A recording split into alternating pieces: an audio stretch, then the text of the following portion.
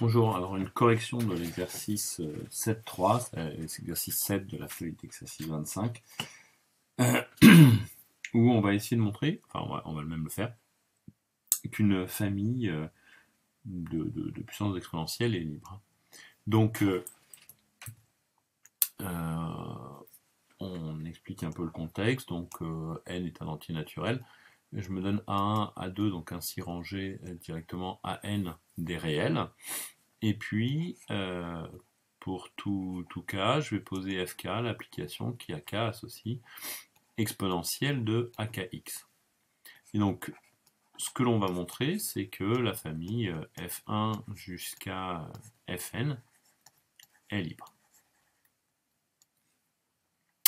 Alors, quelle que soit la preuve que l'on va faire, puisqu'on va en voir essentiellement deux, on va commencer, la rédaction commencera toujours par soit une famille de scalaires, alpha 1, alpha n, dans Kn, Rn, pardon, puisqu'on est sur un R espace vectoriel, tel que la somme de i égale 1 jusqu'à n des alpha i fi est égale à l'application nulle.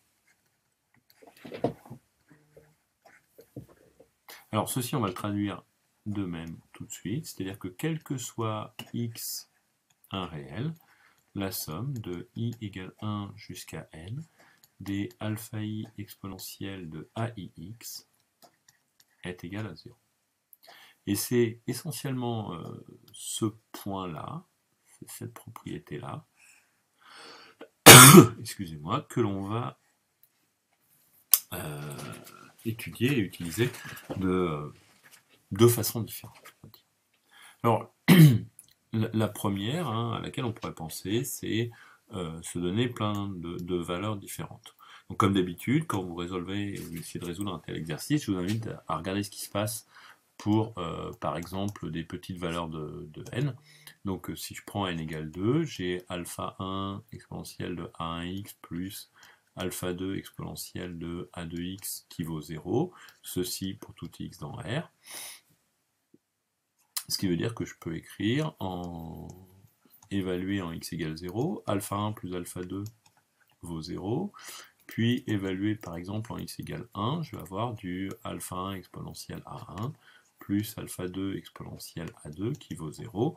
Bon, bah, petit coup de pivot, alpha 1 plus alpha 2 qui vaut 0. Et puis de l'autre côté, un exponentiel alpha 2 moins exponentiel a1, pardon, le tout fois alpha 2 qui vaut 0. Ce terme-là est non nul puisque les AI sont 2 à 2 distincts, et donc on en déduit que alpha 2 égale 0, puis alpha 1 égale 0. Donc on pourra raisonnablement se dire qu'on peut faire la même chose pour à peu près toutes les valeurs, et sauf qu'en faisant ça, on va quand même se rendre compte à un moment que ça va devenir un petit peu difficile à rédiger. D'accord? Vous pouvez le rédiger au moins pour n égale 3. Alors, on va garder ce n égale 2, et on va envisager en fait une autre stratégie, qui est de dire que cette égalité, par exemple, bah, je la divise par le plus grand des deux, on a dit que c'était A2, donc exponentielle A1 moins A2 x, plus alpha 2 qui vaut 0, et ceci me donne que A1 moins A2 est négatif. Donc là, je vais pouvoir regarder ce qui se passe lorsque x tend vers plus l'infini. Donc ce terme-là tend vers 0, donc il ne me reste plus que ce terme-là, et à la limite, j'obtiens que alpha 2 vaut 0. D'accord? Puis, alpha 1 vaut 0.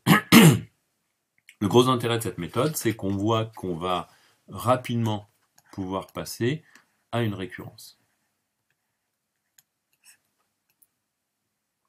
Alors, comment rédiger en gros cette récurrence? Bah, je vais prendre la même chose en admettant que j'ai supposé ma propriété vraie jusqu'au rang n-1, etc. Et puis, je suppose que j'ai mon égalité, au rang n, qui vaut 0. Et puis, à nouveau, je divise par mes exponentiels les plus grands, donc A1 moins AN x qui est négatif, plus tout ce monde-là, plus alpha n qui vaut 0. Lorsque x tend vers l'infini, pardon, tout ceci tend vers 0, puisqu'on a une somme finie de termes qui tendent vers 0, donc on a déduit que alpha n vaut 0.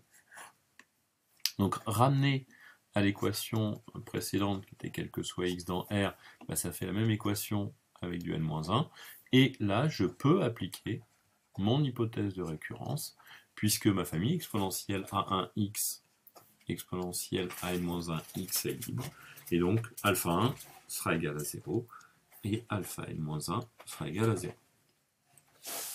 Alors, voilà une méthode qui marchera très bien, c'est la méthode, je pense, la plus standard et la plus naturelle. Autre façon de démontrer, je pars à nouveau de mon équation, qui est donc la somme de i égale 1 jusqu'à n des alpha i exponentielle AIX qui vaut 0. Et là, je me dis que puisque ceci est vrai pour tout x, que toutes mes fonctions sont c infini, ben en fait, je peux les dériver. Donc, somme de i égale 1 jusqu'à n des alpha i AI exponentielle AIX vaut 0.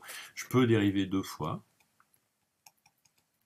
jusqu'à n des alpha i AI au carré exponentielle AIX vaut 0. Et en fait, de façon générale, je peux dériver, non pas deux fois, mais p fois. Pardon, excusez-moi. Donc, si je dérive p fois, j'obtiens puissance p, ceci, qui vaut 0. Et puis, ceci est vrai toujours pour tout x, donc je peux décider de l'évaluer en x égale 0, la dérivée pm. D'accord? Donc en x égale 0, l'exponentielle a1x vaut 1, donc ça fait que je peux l'éliminer, et j'obtiens ceci. Et ceci qui est maintenant vrai, quel que soit p dans n. Alors, puisque c'est vrai, quel que soit p dans n, ben, ça veut dire que, quel que soit, lorsque je vais calculer une famille de p égale 0 jusqu'à grand M, par exemple, de coefficients quelconques, bêta p, fois la somme de i égale 1 jusqu'à n des alpha i AI puissance p, ceci vaut 0. Pourquoi? Parce que chacun de ces termes est nul. Et on a une somme finie de deux termes. Les termes ne dépendent pas l'un de l'autre, et donc finalement, j'ai le droit d'intervertir mes sommations, ce qui me permet d'écrire la somme de i égale 1 à n des alpha i fois la somme de p égale 0 jusqu'à n des bp AI puissance p. Et là où ça devient intéressant, c'est que si je regarde un peu dans le blanc des yeux ceci, ça c'est vrai, quels que soient les PI, les BI, pardon, que j'ai pu choisir. Et ça c'est en fait un polynôme Q quelconque. Donc, si je résume ce que j'ai obtenu, j'ai obtenu que la somme pour i allant de 1 jusqu'à n des alpha i QI de pardon, j'ai oublié mon terme précédent, donc le terme si on regarde c'était QI évalué en AI, donc QI évalué en AI vaut 0. Ben, il suffit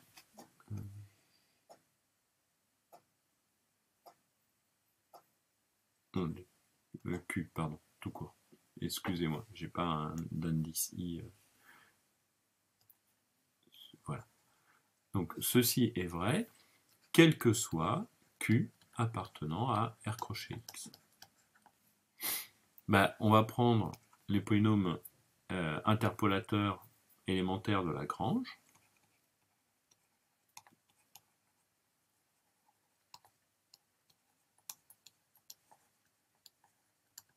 Donc, je vous rappelle, je vais prendre le polynôme Lj, qui est le produit pour tous les cas différents de J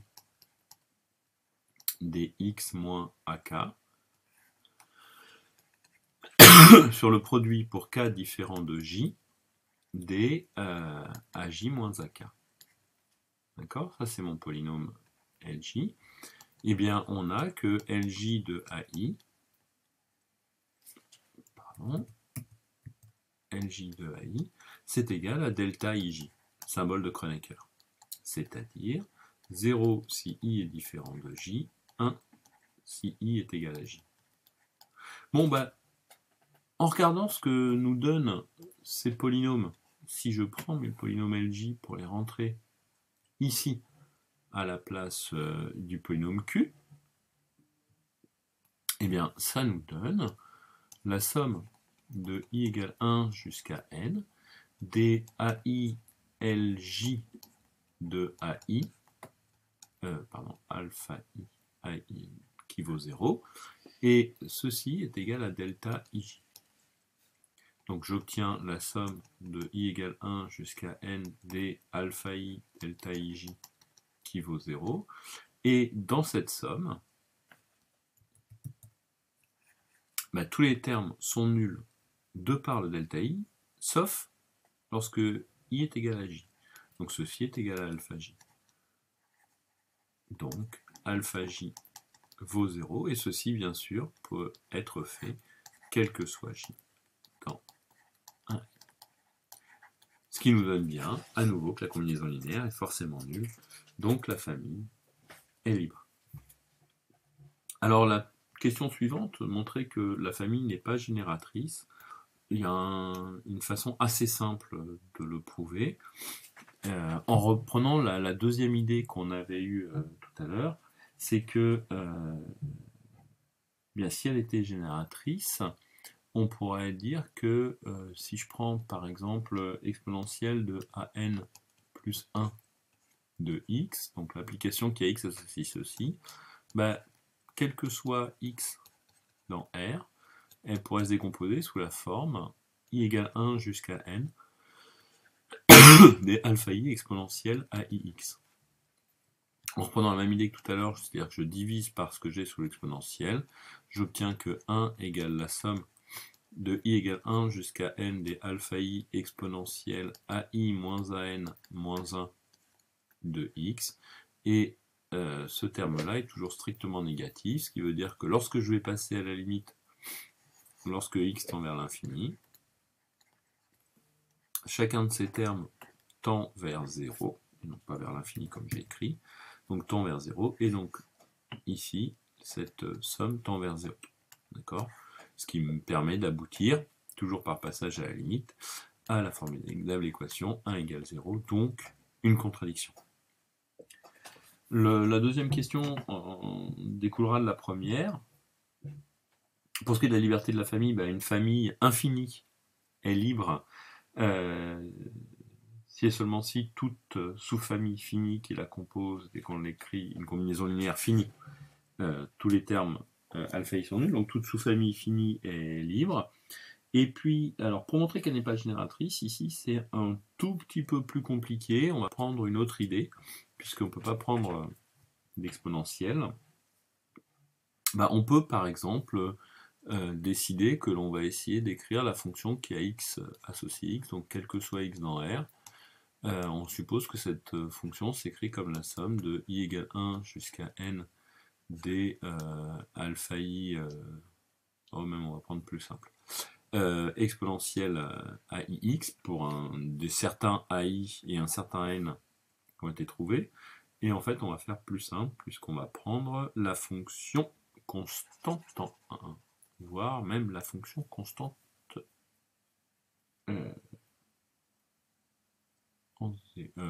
constante en 1. Alors, si ceci est vrai, je dérive. Donc en dérivant, puisque c'est vrai pour tout x, j'obtiens la somme de i égale 1 jusqu'à n des alpha i AI exponentielle AIX, et ceci sera vrai pour tout x dans R. Donc d'après la liberté vue au préalable de notre famille des exponentielles AI, on en déduit que quel que soit I, alpha I, AI vaut 0. Donc, quel que soit I au pire au plus 1, moins AI 0, alpha I vaut 0. D'accord? Pourquoi? Parce qu'on peut avoir une fois, ça c'est si AI0 vaut 0.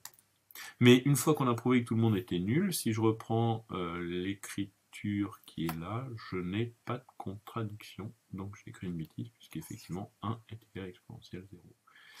Et raté. Bon. Donc, on repart. Excusez-moi, une mauvaise idée en cours de route. Allez. Donc on repart sur montrer que x n'est pas. Donc je repars sur le polynôme x avec mes excuses. Bon, vous m'aurez vu réfléchir en même temps. Donc x qui s'écrit la somme pour i égale 1 jusqu'à n des alpha i exponentielle à ix. À nouveau, je dérive.